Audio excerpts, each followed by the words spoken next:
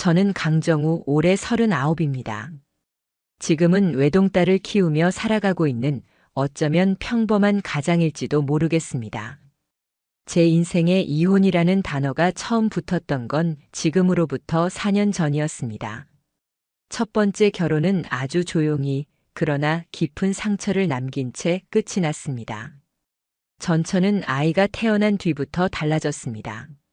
산후 우울증 때문이었는지 아니면 원래부터 감정적인 부분이 맞지 않았던 건지는 아직도 모르겠습니다. 하지만 분명했던 건 저희 부부는 점점 같은 집에 있어도 서로를 더 외롭게 만들고 있었다는 점입니다. 이혼 후 저는 부모님 댁 근처로 내려가 딸 유나와 단둘이 살기 시작했습니다. 3살밖에 안 된 아이를 안고 새벽마다 울던 기억이 납니다. 직장과 육아를 병행한다는 건 누구에게나 벅찬 일이겠지만 그땐 진짜 너무 막막했죠. 그렇게 3년을 버텼습니다. 어느 날은 회사에서 일하다 아이 어린이집 전화 한 통에 달려가야 했고 어느 날은 열이 펄펄 끓는 아이 옆에서 뜨거운 수건으로 밤새 머리를 식혀줘야 했습니다. 그 고비들을 넘기며 저는 스스로를 다잡았고 무너진 가정도 언젠간 다시 제 손으로 세울 수 있을 거라 믿었습니다. 재혼을 결심하게 된 건 딸 유나가 5살이 되던 해였습니다. 아이도 조금씩 안정을 찾아갔고 저 역시 누군가와 함께 다시 가족이란 이름으로 살아가고 싶다는 생각이 들었죠. 그때 만난 사람이 바로 지연이었습니다. 지연은 저보다 6살 어린 33. 같은 지인 모임에서 몇 번 얼굴을 보며 자연스럽게 친해졌습니다. 처음엔 이혼한 남자라는 이유로 경계하는 듯 했지만 의외로 아이에 대해 질문도 많이 해주고 애 키우는 거 진짜 존경스럽다며 저를 격려해 주기도 했습니다. 그녀는 공기업 계약직으로 일하고 있었고 자신도 오래전 가족 문제로 아픈 경험이 있었다고 말했습니다. 그런 공감대 때문이었을까요? 서로 조심스럽게 마음을 열게 됐습니다. 교제 기간은 1년 정도였습니다. 그동안 지연은 유나와도 자주 시간을 보냈고 아이 역시 점점 지연이 이모를 따르게 됐죠. 그리고 저는 지연에게 정식으로 청혼했습니다. 우리 같이 살아보자. 가족처럼 진짜 가족으로. 지연은 눈물을 흘리며 고개를 끄덕였고 그렇게 저희는 조촐한 재혼식을 올렸습니다. 지연과의 결혼 생활 초반은 거의 완벽에 가까웠습니다. 그녀는 유나에게도 진심을 다했고 저에겐 늘 당신 덕에 삶이 달라졌다고 말했습니다. 음식 솜씨도 좋고 생활 습관도 깔끔하고 무엇보다 대화가 통했습니다. 저는 정말 이번엔 제대로 만났구나 싶었습니다. 하지만 그 평온한 일상에 처음 균열이 생긴 건 결혼 9개월째 되던 시점이었습니다. 어느 날 지연이 갑자기 울면서 말을 꺼냈습니다. 우리 아기 갖는 건 무리일까? 응? 유나도 너무 예쁘고 소중한데 나도 한 번쯤은 내 아이를 안아보고 싶어. 저는 그 말을 듣고 조금 망설였습니다. 솔직히 말하면 제 나이도 있고 아이 키우는 게 얼마나 고된지 알기에 쉽게 그래라고 말하긴 어려웠습니다. 하지만 지연의 표정이 너무 간절했어요. 진심으로 아이를 원하고 있다는 게 느껴졌습니다. 그래. 당신이 원한다면 나도 준비해 볼게. 그렇게 우리는 아이를 갖기 위한 준비를 시작했습니다. 병원 검진도 받고 식습관도 조절하고 스케줄까지 맞춰가며 함께 노력했습니다. 그리고 어느 날 지연이 눈물을 머금고 검사지를 내밀었습니다. 됐어. 여보, 됐어? 진짜야? 진짜? 2줄. 선명한 2줄. 저는 정말 기뻤습니다. 딸 유나도 아기야, 빨리 나와. 라며 지연의 배에 입을 맞추곤 했습니다. 그날 밤 저는 가족이라는 게 이렇게도 다시 만들어질 수 있다는 걸 처음으로 믿기 시작했습니다. 하지만 그 기쁨의 그림자 속에서 무언가 이상한 기운이 스치고 있었음을 그땐 알지 못했습니다. 지연의 말투, 표정, 핸드폰을 숨기듯 챙기던 행동. 임신이라는 기쁜 소식에 모든 게 가려지고 있었던 걸까요? 그때는 몰랐습니다. 그 아이가 제 아이가 아니라는 사실을. 지연이 임신한 뒤로 저희 집엔 전보다 더 고요한 평화가 감돌았습니다. 아니, 적어도 겉보기엔 그랬습니다. 초기 입덧으로 힘들어하던 그녀는 거의 하루 종일 누워 지냈고, 저는 출퇴근 후 식사 준비부터 유나 돌봄까지 모든 걸 혼자 도맡았습니다. 피곤했지만 괜찮았습니다. 제 안에는 막 태어나려는 새 생명에 대한 기대감이 있었고, 지연이 그걸 안고 있다는 사실이 그 모든 고단함을 견디게 해주었죠. 하지만 이상한 건 그 기대감과는 별개로 자꾸만 설명할 수 없는 불편함이 자라나고 있었다는 겁니다. 처음 낌새를 느낀 건 지연이 핸드폰을 사용하는 태도였습니다. 예전엔 거실 테이블이나 식탁 위에 툭 올려놓던 사람이었는데 요즘은 항상 몸에 지니고 다녔습니다. 심지어 샤워할 때도 폰을 욕실 안으로 들고 들어갔습니다. 어느 날은 제가 무심코 폰 충전기 어딨지? 라고 묻자 지연이는 평소와 다르게 예민하게 반응했습니다.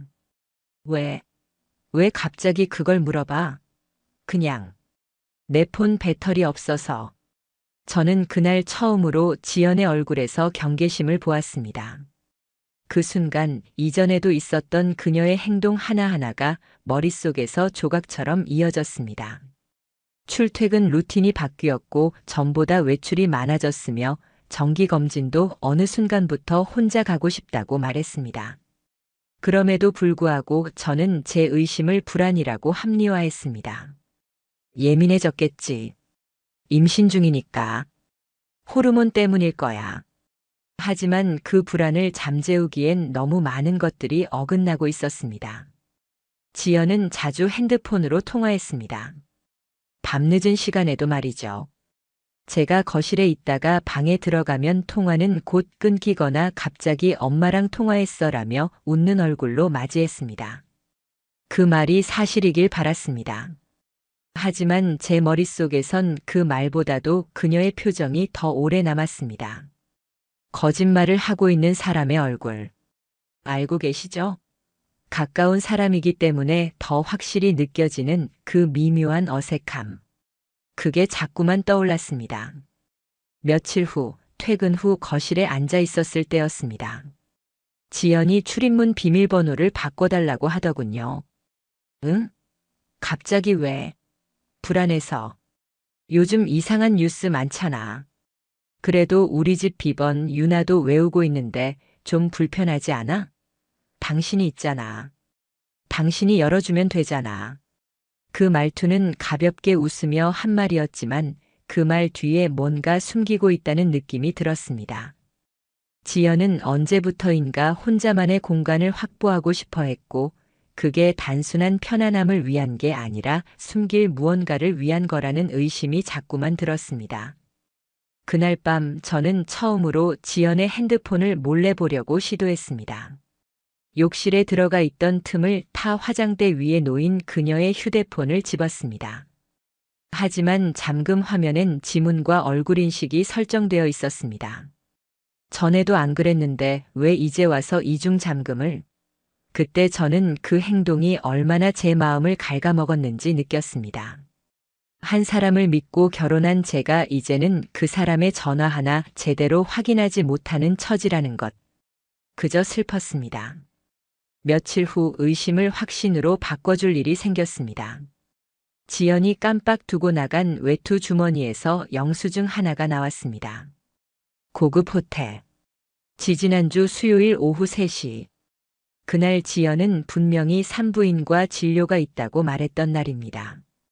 그 호텔 영수증엔 룸서비스와 투숙 시간이 적혀 있었습니다. 그리고 카드 결제 명세서엔 제 명의의 체크카드가 아닌 그녀 개인 명의의 카드로 결제한 기록이 찍혀 있었습니다. 그 순간 뇌가 얼어붙는 듯한 느낌이 들었습니다. 내 아내가 내 아이를 품고 있다고 믿었던 아내가 호텔에 있었다고. 물론 단정할 수 없었습니다. 지인과의 만남일 수도 휴식을 위한 시간이었을 수도 있겠죠. 하지만 왜 저에겐 말하지 않았을까요?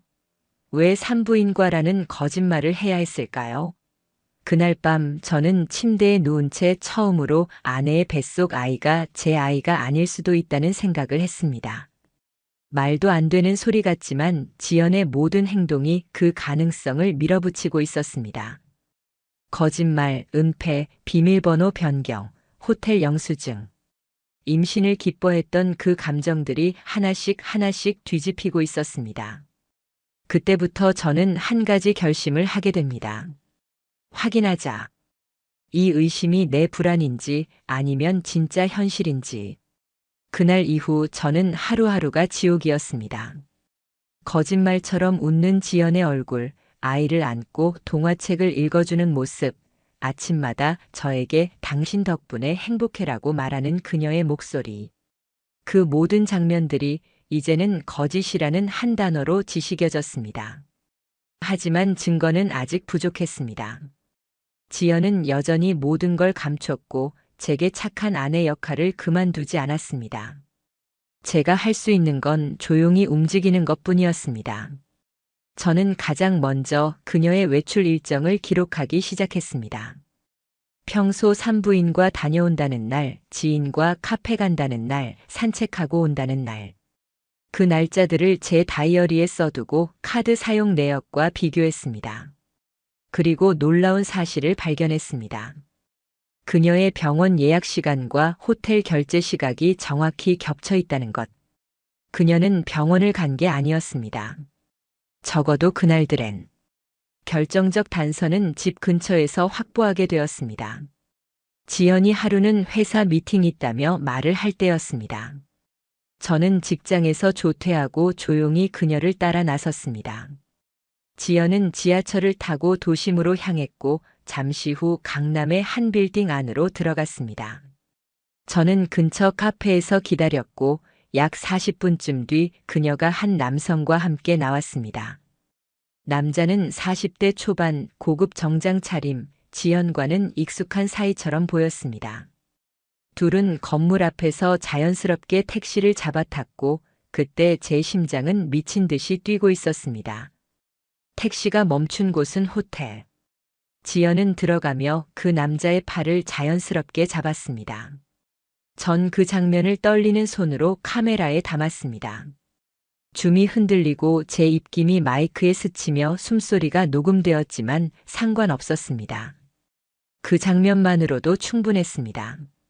그날 밤 지연은 아무렇지 않게 귀가했습니다. 미팅 오래 걸려서 피곤하다 태동이 요즘 부쩍 느껴져서 잠도 못 자겠어.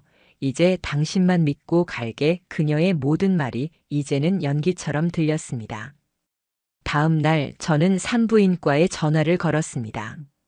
지연이 다닌다는 병원이었습니다. 김지현 씨 최근 검사 기록 확인 가능할까요? 제가 배우자입니다. 상담 간호사는 말했습니다. 지난달 이후로 진료 내역 없으세요. 예약도 없고요. 거기서부터는 빠르게 움직였습니다. 우선 탐정사무소에 그녀의 동선 추적을 의뢰했고 3일 만에 추가 자료가 도착했습니다.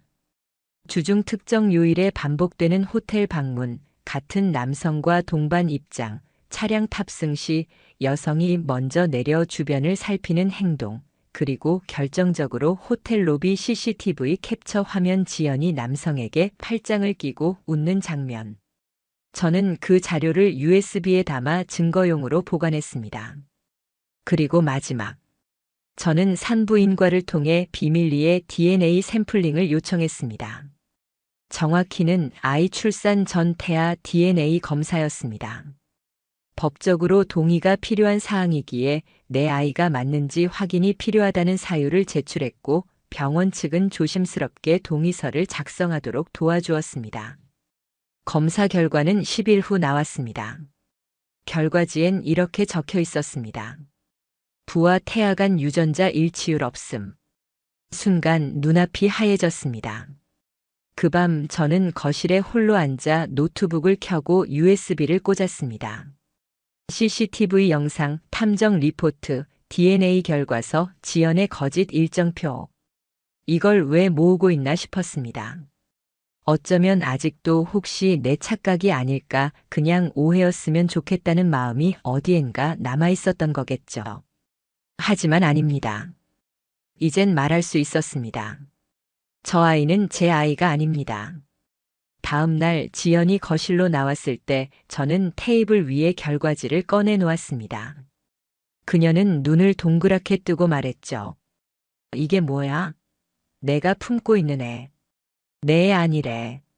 무슨 소리야, 당신이 뭘 안다고. 다 봤어. 호텔 들어가는 거. 팔짱 끼고 웃는 거. 그녀는 입술을 앙다물고 아무 말도 하지 않았습니다. 애 누가 아빠야, 말해봐. 회사 상무. 그녀는 그렇게 단 한 문장으로 저를 2번 죽였습니다. 지연의 입에서 회사 상무라는 말이 나온 순간 제 귀에서는 아무 소리도 들리지 않았습니다. 그 사람을 알고 있었습니다. 지연이 몇 번 이야기했던 인물. 자신을 항상 딸처럼 챙겨주는 상사라고 했던 사람. 지연은 눈을 피하며 말했습니다. 그 사람 처음부터 이런 거 아니었어. 그냥 힘들어서 위로받고 싶었던 건데, 그럼 위로받은 결과가 임신이야? 그녀는 아무 말도 하지 못했습니다. 울지도 않았고 변명도 늘어놓지 않았습니다. 그저 고개만 숙인 채 제 입에서 나올 결정만을 기다리고 있는 듯 보였습니다. 다음 날 저는 법무법인을 찾아갔습니다. 상간자 소송과 이혼 전문으로 알려진 곳이었습니다. 변호사에게 모든 증거 자료를 제출했습니다. 호텔 CCTV 영상, 태아 DNA 결과, 지연의 통화와 출입 기록, 사설 조사업체 리포트, 택시 동선 내역. 변호사는 서류를 넘기며 말했습니다. 이건 전형적인 의도적 기만과 혼인관계 파탄입니다. 게다가 아이가 제3자의 친자라는 건 법원에서도 매우 중하게 보는 사안이에요. 이혼은 물론이고 상간남에게도 최대한의 위자료 청구 가능합니다. 혼인 기간 내 경제적 손실까지 포함해 다 들어갈 겁니다. 저는 고개를 끄덕이며 소송을 정식으로 맡기겠다고 했습니다. 이후로는 빠르게 움직였습니다.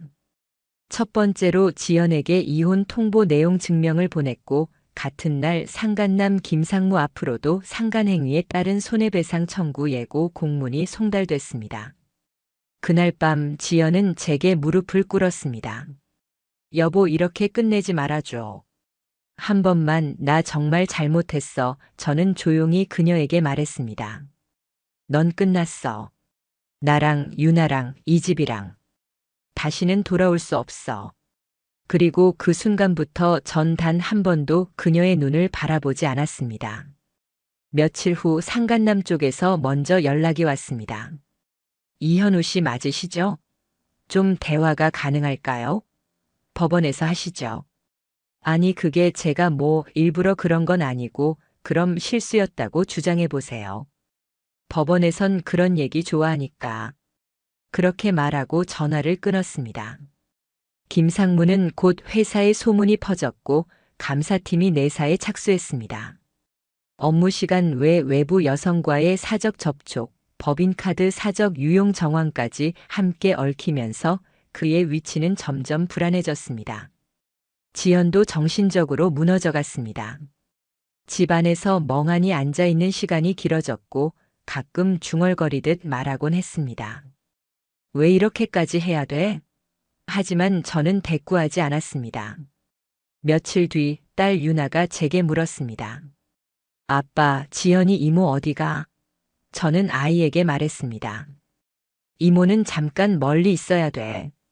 아빠랑 유나 둘이 지낼 수 있지? 유나는 조용히 고개를 끄덕였습니다.